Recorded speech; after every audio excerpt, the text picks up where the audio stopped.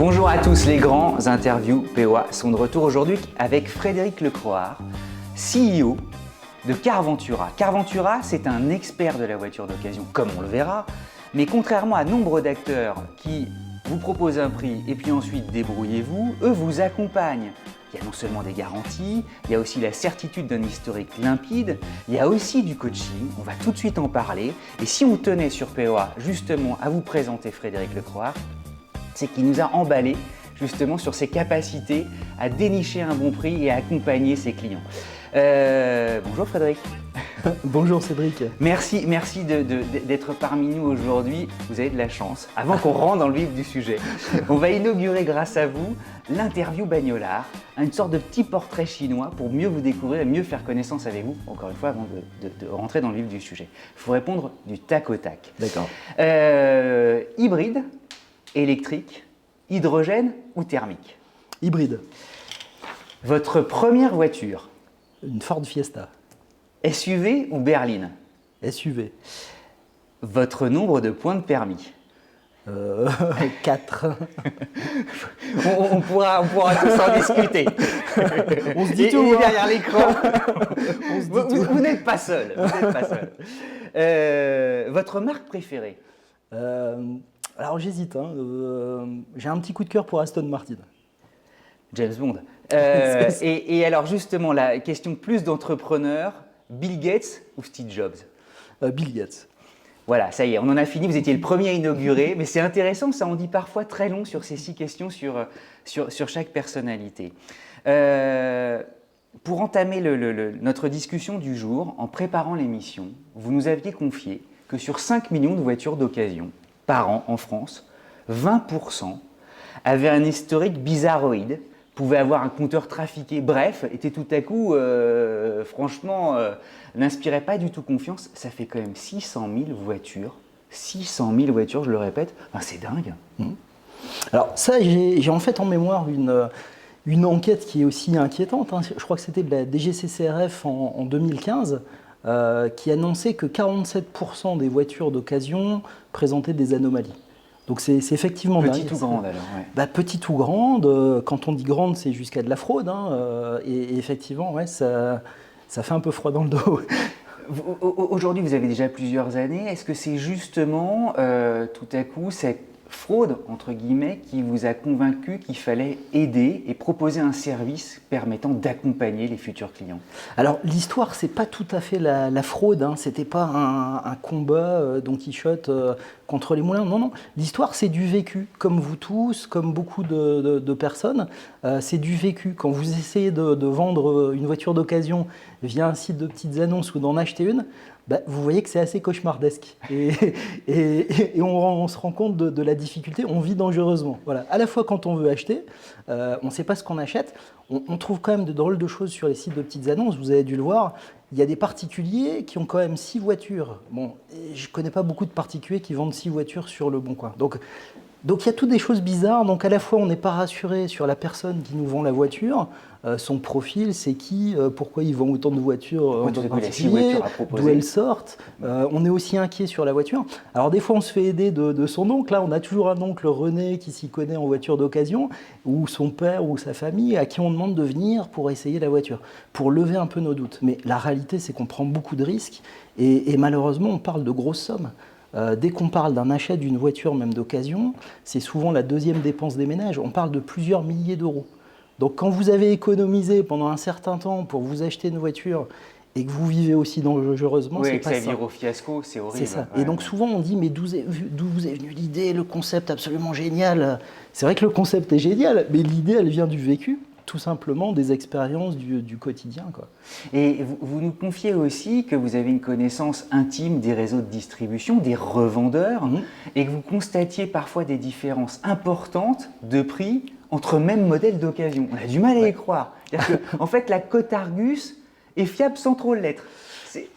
Alors, dans le marché de l'occasion, il y a des légendes, il y a des références, hein. On parle de l'Argus, voilà, c'est devenu une légende. Il faut un point de repère en fait. Voilà, il faut un point de repère, ou alors il faut des fois une histoire, un historique. Bon, c'est né comme ça, voilà, il y a une cote qui est populaire, mais en fait, ce n'est pas du tout une réalité marché. Donc, quand vous prenez un particulier, souvent, le particulier, quand il vend sa voiture, c'est la plus belle. C'est la plus belle, c'est la plus fantastique. Donc, il va se faire une idée sur les sites de petites annonces, il va regarder, mais comme la sienne est plus belle, elle vaut plus cher que toutes les petites annonces qu'il voit. En plus, il a l'attache caravane, en plus, il a mis la boule de tennis sur l'attache caravane, donc elle a vraiment une valeur énorme, sa voiture. Et donc, souvent, il va surpricer. Donc, sans règles, sans repères, chacun se fait sa petite estimation dans son coin. Mais encore une fois, j'ai vraiment une très bonne pratique à diffuser largement. C'est que le prix d'une petite annonce, c'est le prix auquel ça ne se vend pas. C'est pour ça qu'il y a la petite annonce. On l'oublie. Oui, voilà. Oui, et donc, quand on veut se faire une idée du prix, il y a toujours une transaction, en fait. Il y a toujours un marchandage. Toujours. Ou alors, il y a plus qu'un marchandage, il y a je compare. On est né avec des outils de comparateurs en ligne et qui se sont beaucoup développés, donc on compare. Et comme il n'y a pas de prix catalogue pour un véhicule d'occasion, on compare, on se renseigne et on essaie d'objectiver parce que le prix est lié à l'état réel de la voiture aussi. Donc, il n'y a jamais deux voitures d'occasion identiques. Même marque, même modèle, même kilométrage, ce n'est pas le même prix, parce qu'elles n'ont pas le même état, pas le même historique. L'engagement de Carventura, c'est justement d'éclairer tout ça. Vous avez développé votre propre algorithme. On vous donne le maximum d'informations. Je souhaite au hasard une Lexus CT 200H. Julien se reconnaîtra. Il a un budget autour de 12 000 euros. Et il vous téléphone et il vous dit voilà, j'aimerais telle ou telle option qui sont importantes pour moi. Et vous vous chargez de tout. Vous avez des coachs qui vont lui dire écoute, t'inquiète pas, on va justement te dégoter à la fois le meilleur prix et une voiture dont on sera certain de l'historique. C'est-à-dire qu'on a mis en place un algorithme accessible en ligne, complètement gratuit, qui a eu beaucoup de succès depuis 2 ans. On a fait du x5 dans les cotations de voitures chez nous. Notre algorithme, c'est un peu la potion des druides. C'est la potion magique d'Astérix, parce que pricer et donner un avis sur le marché, c'est extrêmement compliqué. Notre algorithme, c'est plus d'une quarantaine de paramètres. Il y a des choses basiques, bien sûr, on s'appuie sur les prix des transactions. Tous les jours, on vend des voitures de toutes les marques, tous les modèles. Donc, on sait à peu près les prix des négociations, à combien elles se vendent. Mais vous avez aussi la géolocalisation qui est importante. Vous avez aussi des éléments de contexte. Par exemple, quand vous faites un restyling face avant, tout à coup, la voiture d'occasion qui n'a pas la nouvelle face avant, pouf, sa cote d'amour, elle descend du jour au lendemain. Et je ne vous parle pas aussi des effets de contexte, avec la crise des composants, avec la fermeture des usines. Du coup, il y a une certaine pression aussi qui est contextuelle sur le prix. Et notre algorithme, notre potion magique, c'est en fait de vous éclairer le mieux possible, de vous donner la température du marché.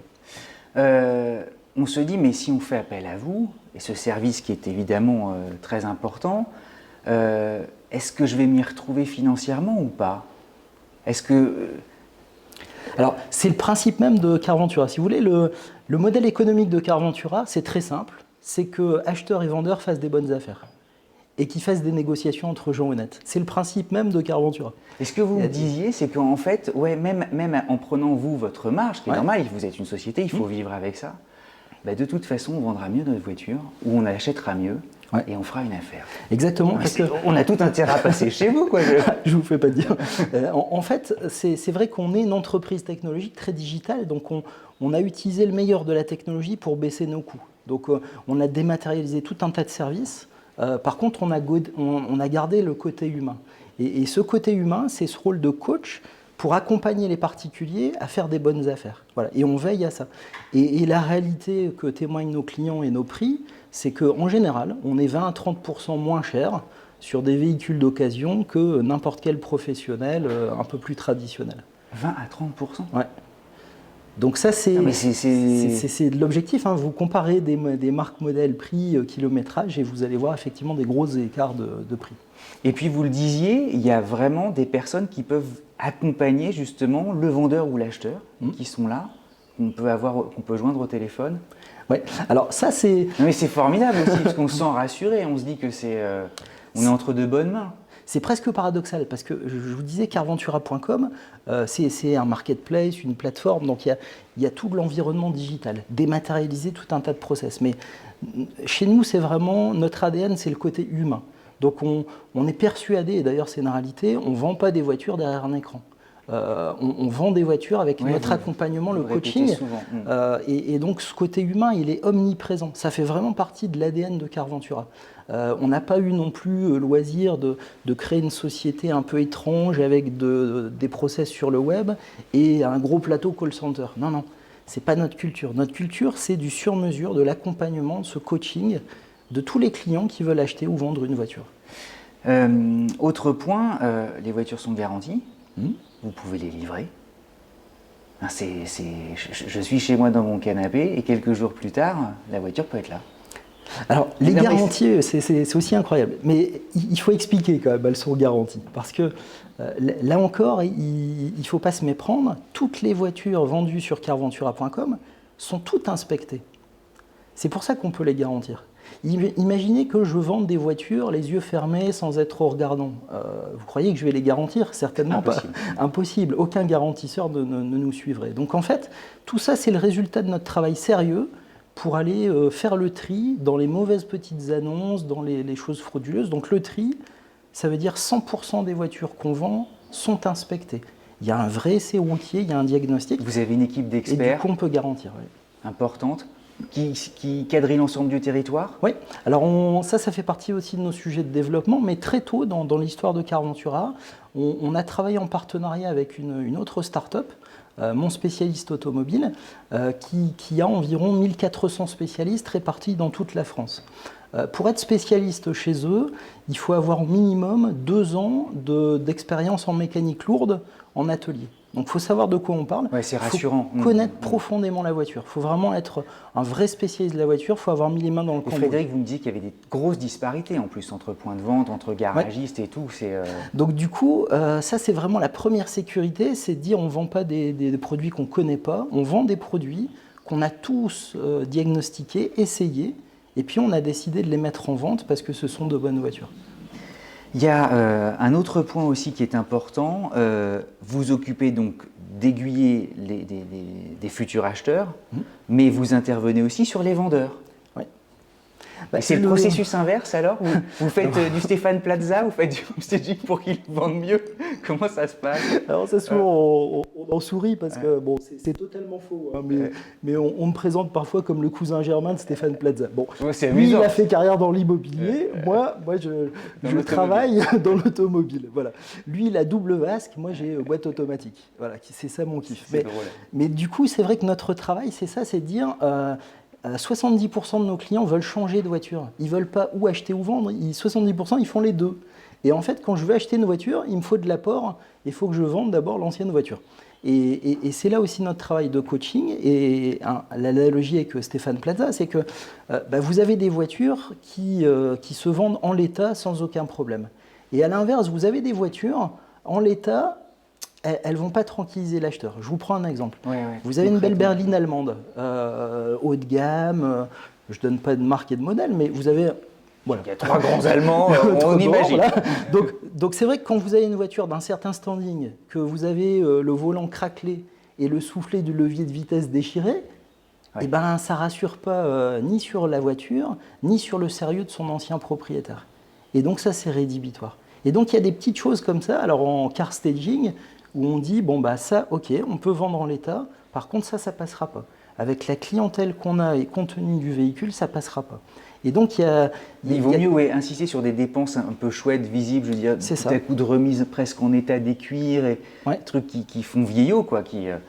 Et puis le rôle du coach, c'est de dire, si vous dépensez un petit peu d'argent pour remettre en état votre voiture, si vous mettez 400 € dans la remise en état, vous y retrouverez. Vous la valoriserez 500 ou 600 de plus. À l'inverse, si c'est des dépenses, aucun intérêt. Donc notre coach, il est là aussi pour vous conseiller, dire, en faisant ces dépenses-là, vous en tirez le meilleur prix, ou alors c'est pas la peine, vendez-la en l'état et on en tirera un bon prix. Vous êtes capable de vendre à peu près tous les types d'énergie aujourd'hui, sur même un diesel, même si le diesel commence un peu... les villes disent ça va s'arrêter et tout ça. Vous êtes capable de trouver malgré tout encore des acheteurs? Ouais, alors ça, je suis un petit peu retors, moi. Je suis désolé, des fois, je suis un petit peu poil à gratter, hein, Cédric. C'est que Bah, vous êtes là, allons-y, on est là pour être sincère. Hein. bon, j'ai des yeux, des oreilles, une bouche, un cerveau, j'espère, un peu comme tout le monde. On voit que la part du véhicule électrique augmente. Il y a des analystes qui prévoient d'ailleurs cette année qu'on risquerait de passer aux millions de voitures électriques et hybrides vendues cette année en Europe. Donc ça existe. Nous, la part de nos ventes chez Carventura, c'est 6%. Véhicules électriques et hybrides. Donc ça existe, c'est une offre. Donc le marché de l'occasion se développe déjà. Oui, le marché de l'occasion se développe. Vous trouvez aujourd'hui des voitures électriques d'occasion. Par contre, c'est pas le tout venant. Il faut reconnaître quand même des choses, c'est que la voiture électrique, aujourd'hui, c'est quand même un luxe. Donc quand j'entends que la voiture thermique, elle sera interdite des grandes villes, et à horizon court terme, hein, des fois on parle de 9-10 ans. Alors je me dis génial, ça veut dire qu'on a traité le sujet de la pauvreté, parce qu'on a donné à tout le monde les moyens d'acheter un pouvoir d'achat considérable. Donc ça, j'adore. Moi, je suis un fervent partisan de ça. Et puis après, il y a quand même des sujets extrêmement compliqués à résoudre. C'est-à-dire qu'il y a quand même la production de l'électricité, il ne faut pas l'oublier. Et puis, il y a toute l'infrastructure. Et vous parlez en tant qu'ingénieur aussi. Oui, donc du coup... vous venez de chez PSA, c'est pas... oui, donc je connais la voiture électrique. À titre personnel, j'adore. J'adore ces voitures-là. Vous avez un confort, un comportement qui est assez bluffant. J'adore aussi l'hybride, parce que ça vous donne de la souplesse, de l'autonomie. Mais il faut bien reconnaître qu'aujourd'hui, on n'est pas capable de rendre cette voiture-là accessible. Alors, la mission de Carventura, c'est de dire, vous voulez acheter une voiture électrique, tant mieux, il y en a. Mais n'oublions pas les autres. Et puis, il y a aussi la raison du porte-monnaie, c'est-à-dire qu'il y a un budget. Il y a un budget d'achat, un budget d'entretien. Le budget moyen que consacrent les Français, justement, à une voiture d'occasion? Alors, chez nous, on est aux alentours de 13 000 €. Ce qui est conséquent quand même. Hein. Ouais, on parle de grosses sommes parce que, quel que soit votre salaire, quel que soit ce que vous gagnez, la voiture, c'est toujours une énorme dépense. Ouais, alors, des fois, c'est proportionnel à vos revenus. Mais quand vous regardez la valeur, on dit souvent que c'est la deuxième dépense après le logement. On l'a compris, si on a besoin de vos services, le site, Carventura, et puis hop, on est happé et on remplit ses souhaits en fait, c'est ça? C'est ça. On le mettra en descriptif écran évidemment. Et surtout, on a un coach qui a toute la bienveillance, le professionnalisme pour vous accompagner et faire des bonnes affaires. Et puis, vous rendez jaloux certains de vos confrères sur Google, puisque vous êtes super bien noté. C'est pas le cas de tout le monde. Hein. C'est pour ça aussi qu'on est content de vous avoir. Vous êtes à 4,7, je crois, ouais, ce qui est vachement bien. Et certains rendent hommage justement au coach.